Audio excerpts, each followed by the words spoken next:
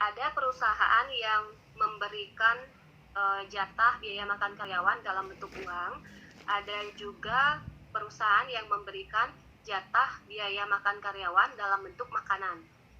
Ya, jadi di sini tergantung dari kebijakan perusahaan, apakah perusahaan itu akan memberikan tanggungan makan dalam bentuk uang atau dalam bentuk makanan.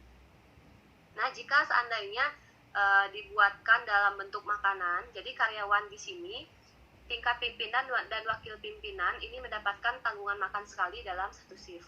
Demikian juga untuk karyawan staffnya juga hanya mendapatkan satu kali makan dalam satu shiftnya. Nah, untuk tempat makannya, artinya di mana karyawan itu harus mencari makannya, harus harus meminta makannya. Jadi di sini penempatannya tergantung dari manajemen hotel, di mana mau diberikan, apakah di kantin hotelnya ataukah di restorannya. Jadi itu ditentukan oleh manajemen hotel. Nah, namun biasanya untuk karyawan yang tingkat supervisor ke bawah ini memperoleh tanggungan makan di kantin karyawan. Sedangkan untuk karyawan yang tingkat atas, artinya yang tingkat direktur, manajer, dan lain sebagainya, itu biasanya diberikan untuk tanggungan makannya itu di restoran. Ya, tapi kembali lagi kepada kebijakan masing-masing perusahaan atau masing-masing hotel. Ada juga hotel yang menyamakan lokasinya, jadi semuanya disamaratakan untuk memperoleh jatah makannya di kantin. Nah, untuk pencatatan biaya makan karyawan, di sini ada dokumen atau formulir yang digunakan. Untuk mencatat biaya makanan tingkat manajer dan asisten manajer ke atas, jadi digunakan restoran check atau official check. Sedangkan untuk biaya makan karyawan tingkat bawah, ini menggunakan meal coupon. Jadi yang menggunakan restoran check atau official check ini adalah karyawan-karyawan yang diberikan lokasi makannya itu di restoran. Jadi nanti akan diberikan formulir yang disebut sebagai restoran check atau official check. Jadi formulirnya ini hampir sama dengan formulir yang diterima oleh tamu, ya, jadi seperti nota.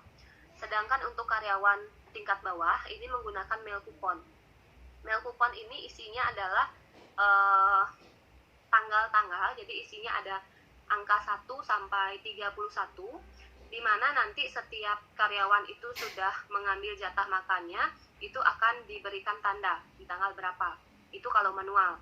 Ya, tapi ada juga perusahaan yang sudah menggunakan sistem komputer, itu lebih mudah lagi untuk melakukan pengecekan jatah makan dalam satu shift.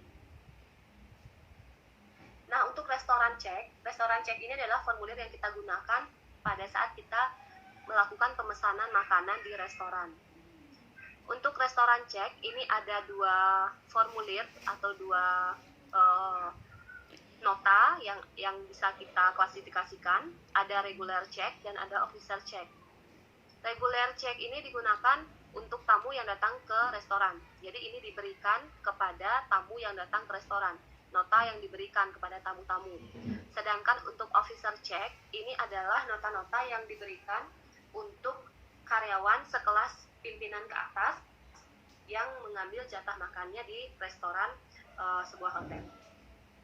Jadi isinya itu sama seperti nota, ya, cuma nanti ada namanya, jadi nama pemesannya siapa, kemudian jabatannya di bagian apa, kemudian pesanannya apa saja, ya. Nah, sementara meal coupon ini seperti yang saya sudah jelaskan tadi, ini digunakan oleh karyawan tingkat penyelia ke bawah, jadi staf ke bawah, dan digunakan sebagai checklist form sebagai kontrol. Ya, jadi ada yang sudah menggunakan sistem komputer, ada juga yang masih menggunakan manual. Kalau manual bentuknya adalah meal coupon yang digunakan di sini. Untuk menghitung harga pokok makanan karyawan, ini kita menggunakan rumus cost per meals sama dengan total requisition dibagi total cover.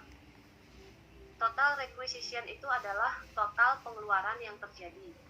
Total pengeluaran yang terjadi untuk biaya makan karyawan. Sedangkan total covers ini adalah total jumlah karyawan yang makan dalam suatu periode tersebut.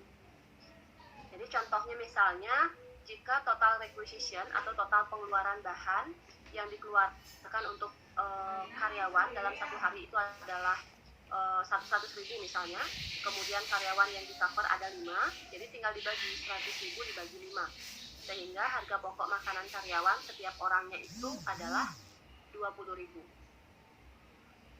Nah, ini contoh. Misalnya total konsumsi karyawan selama bulan April adalah 30 juta. Hasil rekap checklist dalam 1 bulan menunjukkan jumlah karyawan yang makan di staf kantin sebanyak 6.000 orang. Nah, hitunglah harga pokok makanan karyawan di bulan April. Jadi untuk menghitung harga pokok makanan karyawan, ini tinggal dibagi total konsumsinya atau total requisition-nya 30 juta dibagi dengan total cover atau total jumlah karyawan yang mengambil jatah makannya sebesar 6.000. Jadi 30 juta dibagi 6.000 hasilnya adalah 5.000 ya, 5.000 per orang.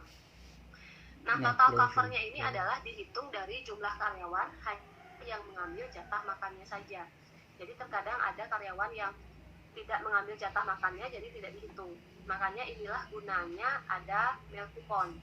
Jadi untuk menghitung berapa sih karyawan yang mengambil jatah makannya dalam setiap harinya. Jadi kita bisa menghitung berapa harga pokok makanan karyawan dalam satu periode. Oke, untuk materi